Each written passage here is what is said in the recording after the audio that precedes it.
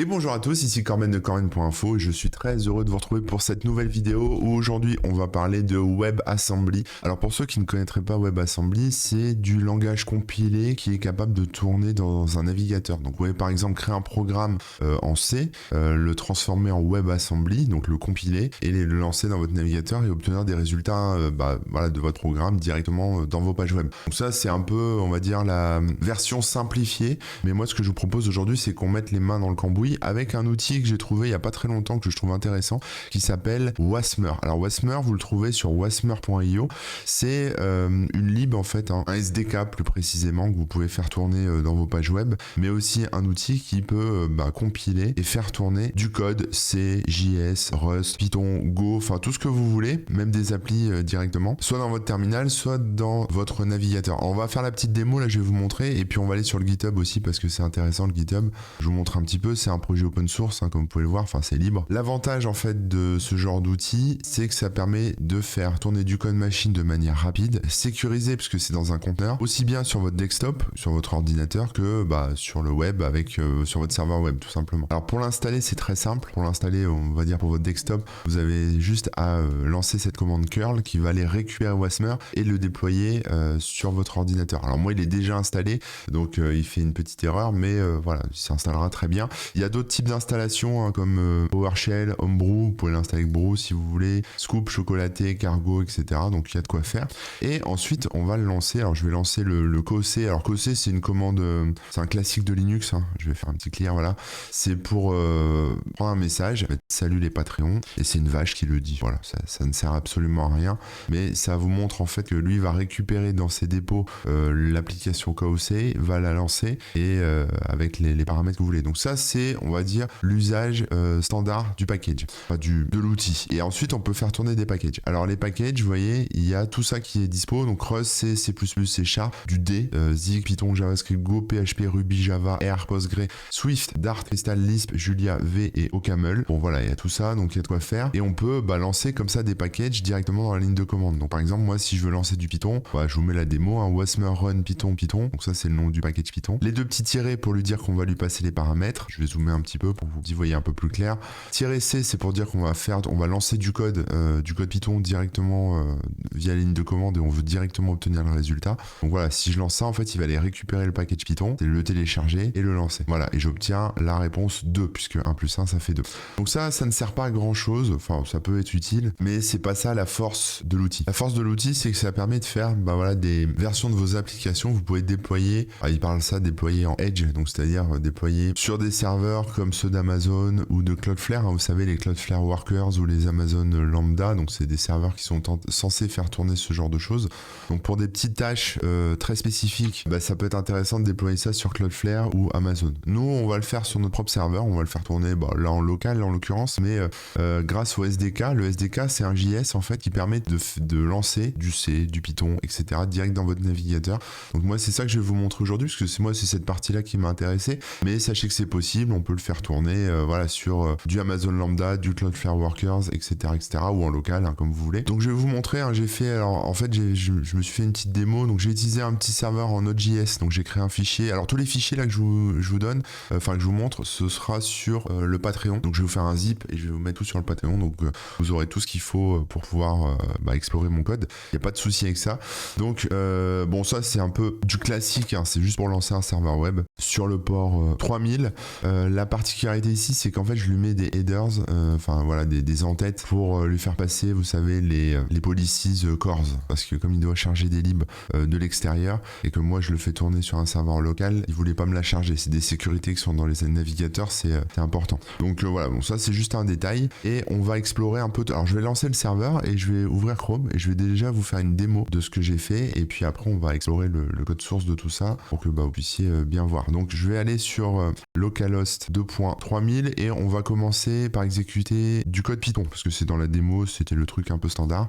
Donc vous voyez, je me suis fait une petite page web sympa et je vais vous afficher la petite console JS sur le côté, voilà, et j'exécute la démo. Donc vous voyez, en fait ce qui se passe, c'est qu'il initialise Wasmer, il charge le package Python, il exécute du code Python, il attend le résultat et il affiche un petit salut les copains. Donc ça c'est pas très impressionnant pour l'instant, mais si je regarde le code source, je vais vous montrer un peu comment ça se passe. Alors on va fermer ça, je vais réduire un petit peu ça et je vais agrandir un petit peu ce qu'on voit à la fenêtre.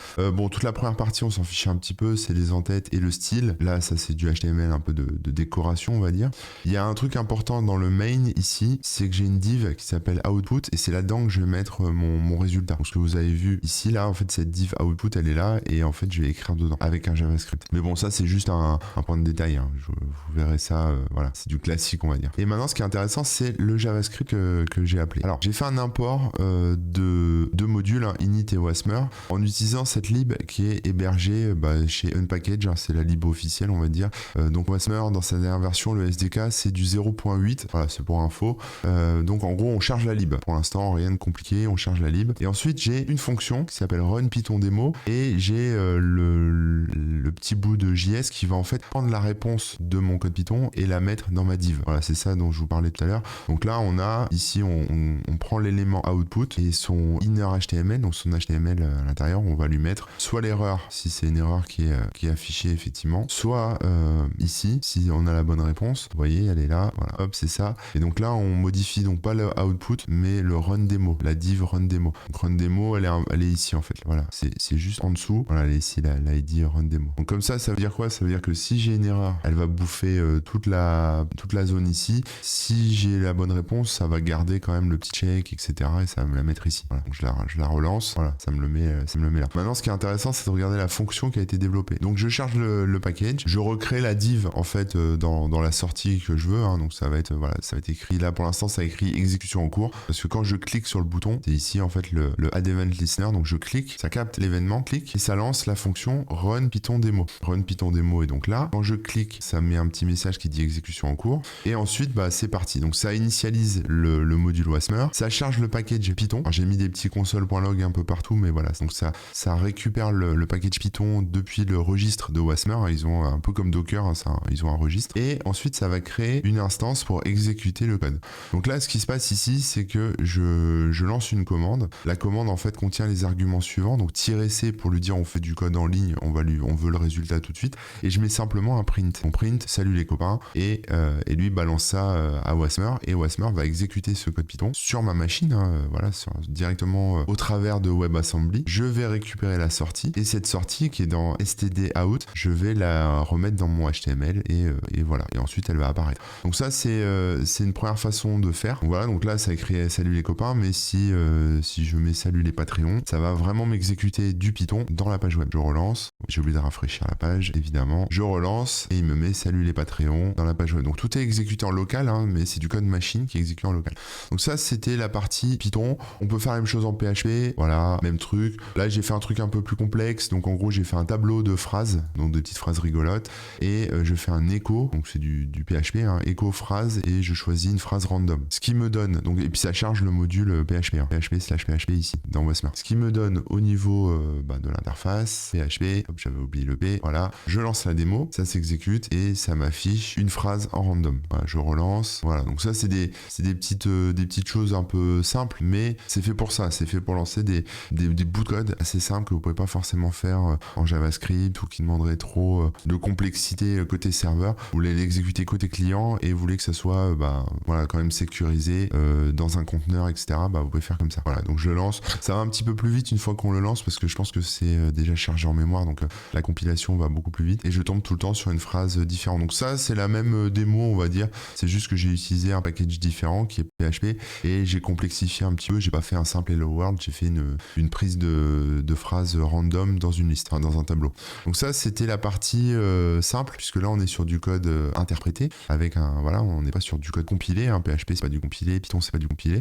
Mais maintenant, on va faire un truc intéressant, c'est qu'on va faire du C. Alors, je vais ouvrir ma petite démo en C. Donc C, c'est plus ou moins la même chose, mais vous allez voir, c'est assez rigolo. C'est donc, je charge le package C-Lang, qui est donc celui utilisé pour compiler du C. Et là, c'est un petit peu différent. C'est-à-dire qu'en fait, ça va pas se voir là, moi, du partie serveur, mais localement, il va créer un nouveau dossier qui va s'appeler project.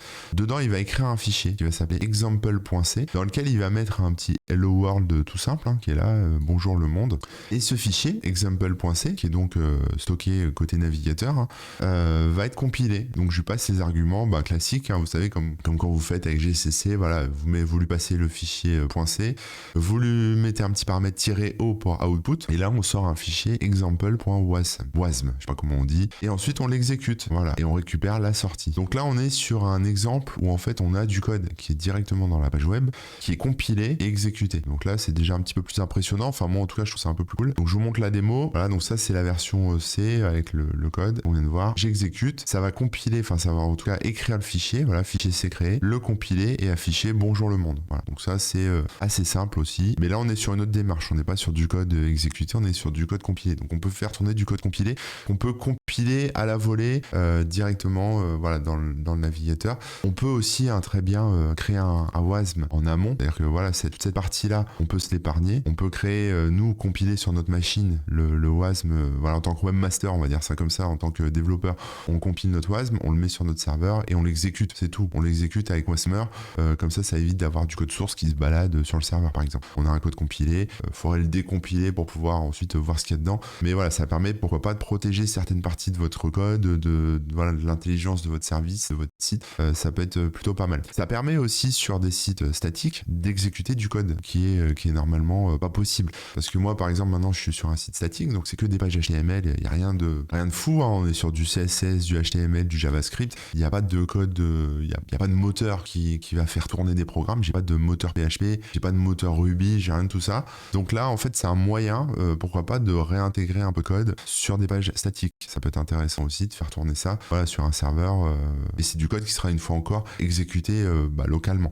Alors, autre démo, là, cette fois, je l'ai fait un peu plus compliqué. Hop, je vais vous montrer mon code. C'est que j'ai créé un code hello.c. Voilà, c'est un petit code en C classique, hein, où en fait, je fais un tableau de phrases, une fois encore, de petites phrases marrantes. Je compte combien on a et j'en choisis une random. Voilà, je randomise le choix de la phrase. Donc ça, c'est un code en C que j'ai mis sur le serveur, très bien. Et ce que je fais en fait au niveau de ma démo, c'est que au lieu d'aller créer le fichier C, je vais juste le charger. Donc je récupère le fichier hello.c directement. Lui, il va refaire la même chose, c'est-à-dire qu'en fait, il va aller chercher le contenu de fichier .c et il va le recréer en local. Il va l'écrire localement. Évidemment, on en a besoin parce que je vais lui faire compiler. Donc il va, il exporte le contenu d'hello.c et il reprend un peu comme ce qu'on a vu avant.